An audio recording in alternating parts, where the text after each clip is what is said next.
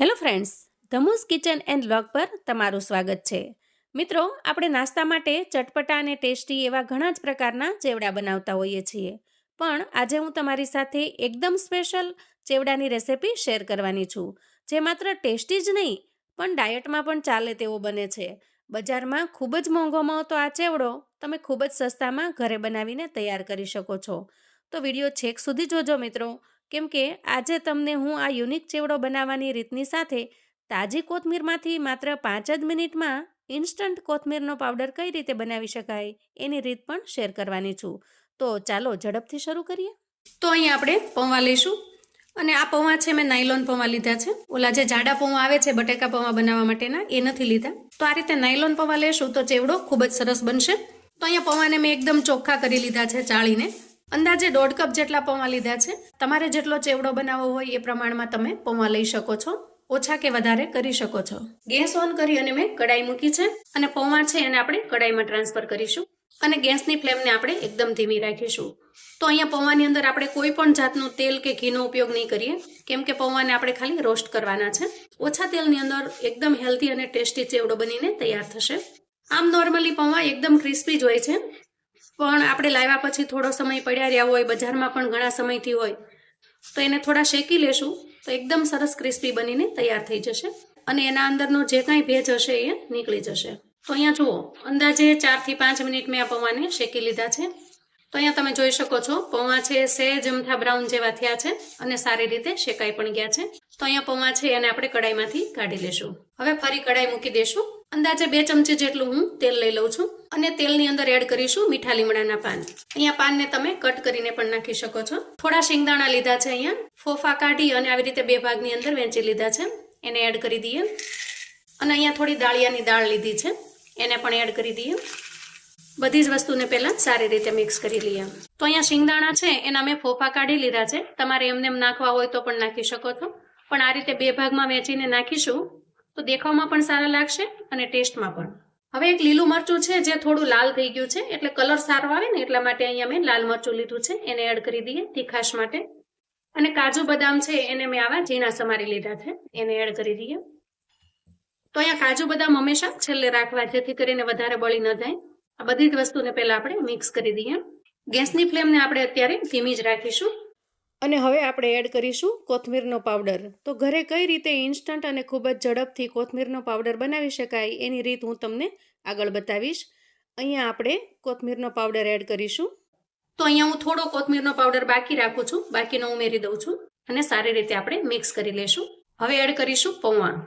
થોડી વાર માટે ગેસની ફ્લેમને આપણે બંધ કરી દઈશું, કેમ કે નીચે નહીતર બળી જશે. અને પૌવાને આપણે સારી રીતે મિક્સ કરી લઈએ. આ રીતે મિક્સ કર્યા પછી આપણે અહીંયા સ્વાદ પ્રમાણે મીઠું એડ કરીશું. 1/2 ચમચી જેટલો આમચૂર પાવડર નાખીશું, એનાથી ખૂબ સરસ ખાટો મીઠો ટેસ્ટ આવશે. અને 1 ચમચી ભરીને ખાંડનું બૂરું એટલે કે દળેલી ખાંડ છે એને ઉમેરીશું. તો ખાંડ નાખવાથી ખાટો ને મીઠો બંને ટેસ્ટ ખૂબ જ સરસ બેલેન્સ થઈ જશે. અને બધી જ વસ્તુને સારી રીતે મિક્સ કરી લઈએ. તો અહીંયા મેં થોડી વાર માટે ગેસની ફ્લેમને બંધ કરી દીધી છે. તો હવે ગેસની ફ્લેમને આપણે ચાલુ કરી દઈએ, અને બાકીનો વધેલો જે કોથમીરનો પાવડર છે એને પણ આપણે એડ કરી દઈએ. તો અહીંયા તમને કોથમીરનો પાવડર જેટલો ફાવે એટલો તમે મિક્સ કરી શકો છો.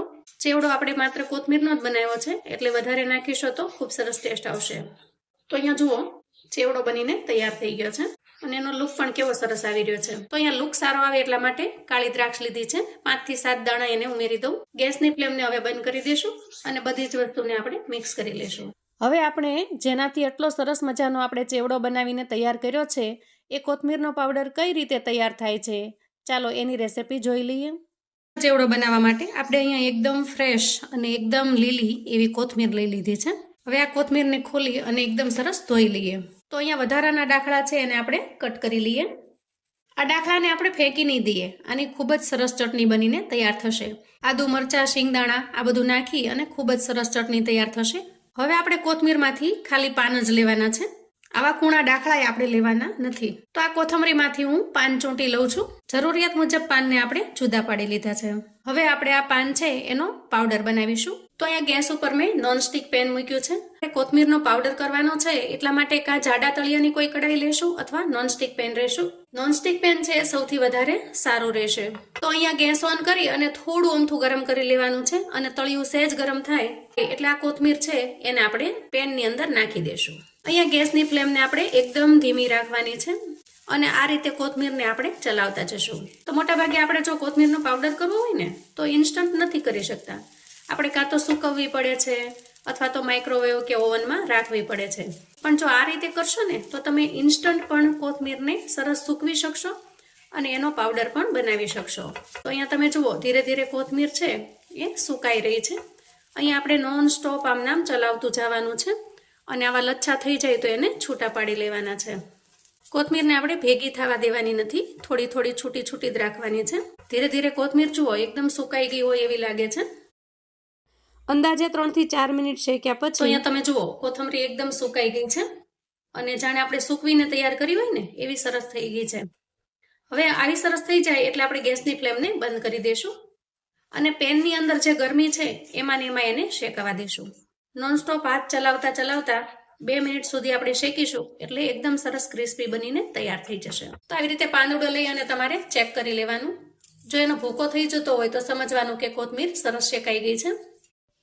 હવે શેકેલી કોથમીરને આપણે એક ડીશમાં કાઢી લઈએ અને મિક્સર કે ગ્રાઇન્ડર કોઈ પણ વસ્તુનો ઉપયોગ કર્યા વગર તમે માત્ર હાથથી જ આ પાન છે એનો પાવડર બનાવી શકો છો. જુઓ આ રીતે મસળી લેવાના એટલે એકદમ સરસ ભૂકો તૈયાર થઈ જશે. હવે આ પાવડરને આપણે ગળણીની મદદથી ચાળી લઈએ. જો આ રીતે આપણે ચાળી લેવાનો છે. એકદમ પ્યોર પાવડર બનીને તૈયાર થશે કે જો કોઈ પણ પાંદડું ભેજવાળું રહી ગયું હશે તો આવી રીતે ગળણીમાં ઉપર જ રહી જશે, એ પાવડરની અંદર મિક્સ પણ નહીં થાય. તો અહીંયા તમે જુઓ કોથમીરનો એકદમ સરસ ફાઇન પાવડર બનીને તૈયાર થયો છે. એના કલરમાં પણ કોઈ ફેરફાર નથી અને એના સ્વાદમાં પણ કોઈ ફેરફાર નથી. એકદમ સરસ બનીને તૈયાર થશે. તો તમારે માઇક્રોવેવ કે ઓવનની જરૂર પણ નહીં પડે. આ પાવડરને તમે સ્ટોર કરીને રાખી શકો છો. લાંબા સમય સુધી પાવડર સારો રહે છે અને જ્યારે પણ કોથમીર મોંઘી હોય અથવા તો આપણે કોથમીરનો પાવડર યુઝ કરવો છે ત્યારે તમે આ પાવડરને ઉપયોગમાં લઈ શકો છો. તો એકદમ ટેસ્ટી અને ખૂબ જ હેલ્ધી એવો યુનિક ચેવડો બનીને તૈયાર છે. મિત્રો બજારમાં ખૂબ જ મોંઘો મળતો આ ચેવડો ઘરે માત્ર થોડી જ સામગ્રીથી તમે બનાવીને તૈયાર કરી શકો છો અને એન્જોય કરી શકો છો. તો મિત્રો તમે ક્યારેય જો આ ચેવડો ટ્રાય ન કર્યો હોય તો એક વખત ચોક્કસથી બનાવજો. નાના મોટા સૌને આ ચેવડો ખૂબ જ પસંદ આવશે. તો મિત્રો તૈયાર છે એકદમ હેલ્ધી અને સુપર ટેસ્ટી એવો ચેવડો. આ ચેવડો બનાવીને તમે લાંબા સમય સુધી સ્ટોર કરીને પણ રાખી શકો છો. જ્યારે મન થાય ત્યારે કાઢીને તમે એન્જોય કરી શકો છો. સાંજની ચામાં કે સવારે હળવા નાસ્તામાં પણ તમે આ ચેવડાનો ઉપયોગ કરી શકો છો. બાળકોને લંચ બોક્સમાં કે ટિફિન બોક્સમાં પણ આપી શકો છો અને મુસાફરીમાં સાથે પણ લઈ જઈ શકો છો. એકદમ ટેસ્ટી અને બધાથી સાવ અલગ બનીને તૈયાર થાય છે. તો મિત્રો આવું અવનવું જાણવા માટે ચેનલ પર જો તમે નવા છો તો ચેનલને સબસ્ક્રાઇબ કરો. વિડીયો ગમે તો લાઈક અને શેર કરો. તમારા સગા સંબંધી મિત્રોને પણ આ કોથમીરના ચેવડાની રેસિપી ચોક્કસથી મોકલજો, જેથી એ લોકો પણ કોઈ ડાયટિંગ કરતા હોય અથવા તો હળવું ખાવું હોય તો આ ચેવડો બનાવી શકે અને એન્જોય કરી શકે. તો મને આશા છે મિત્રો કે મારી આજની રેસિપી તમને ચોક્કસ ઉપયોગી થશે. તો ફરી મળીએ એક નવી રેસિપી સાથે. ત્યાં સુધી આવજો મિત્રો.